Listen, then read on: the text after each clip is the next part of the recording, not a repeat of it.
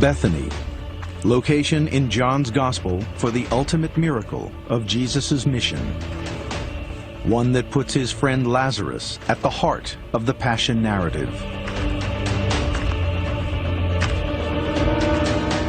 Jesus goes to Lazarus' tomb. This is on a pilgrim route to Jerusalem at a time very close to Passover. So there are plenty of people around. Will he do something dramatic? Is something exciting going to happen? Is Lazarus going to be raised from the dead? What we're dealing with here in John 11 is that he realizes if he raises somebody from the dead right in the shadow of Jerusalem and a stone's throw from the temple in Jerusalem, this, of course, will set in motion what he said must happen to him. The Son of Man must suffer many things and be killed, and on the third day rise. Take away the stone. But Lord, by this time there is a bad odor, for he has been there 4 days. Did I not tell you that if you believe, you will see the glory of God?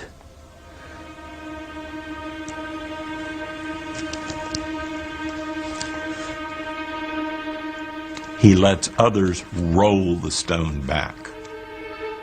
And then he prays this remarkable, remarkable prayer.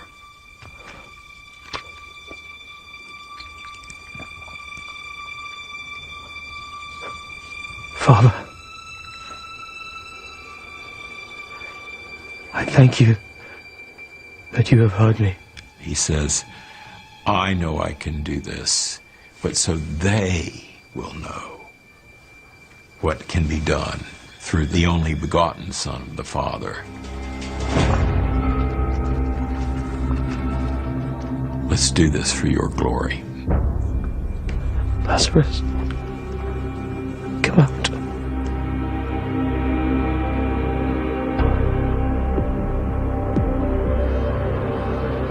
The tomb is open. Nobody's quite sure what's going to happen. There are flies. It's hot. This person's been dead for 4 days. It must have been very frightening. Lazarus, come out.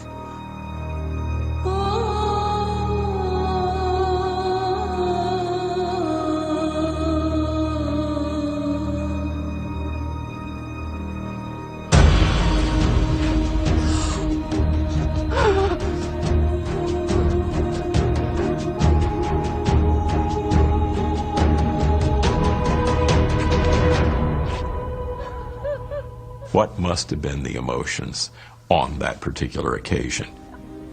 Mary and Martha are exhilarated and maybe a little bit ashamed that they weren't anticipating Jesus doing this on the spot, but there it was. Jesus identifies himself as the Good Shepherd, someone who knows his sheep by name and to whom then the sheep respond. Lazarus knows the voice of his shepherd, and it allows him to have life. Let him go. I love Jesus' word, unbind him and let him go. It's a sign of God calling us to freedom.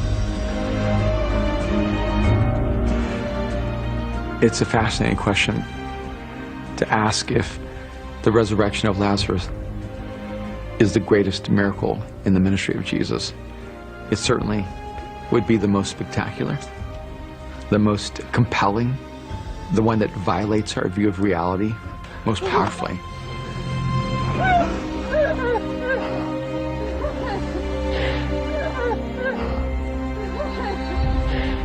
I believe that Jesus resurrected Lazarus out of compassion and mercy towards this beloved family, this beloved friend. I also believe that Jesus knows that it is time. It is time for him to show the fullness of God within him, even if it costs him his life. There's a crescendo of the miraculous because it foreshadows the end of the Passion narrative, where Jesus himself will be raised from the dead, the one who is the resurrection. In some ways, this is really Jesus' finest moment. He resurrected someone from the dead.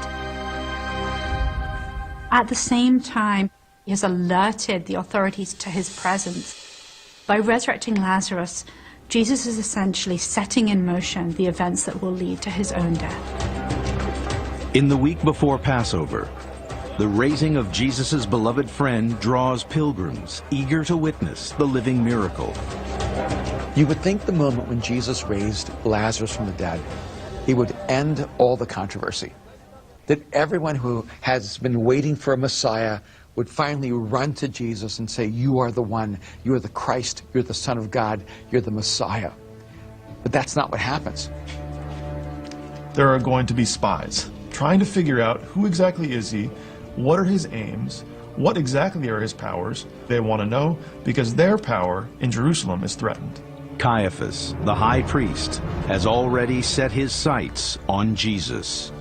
The raising of Lazarus was one of the tipping points that led to the Jewish officials saying, we really do have to get rid of this guy.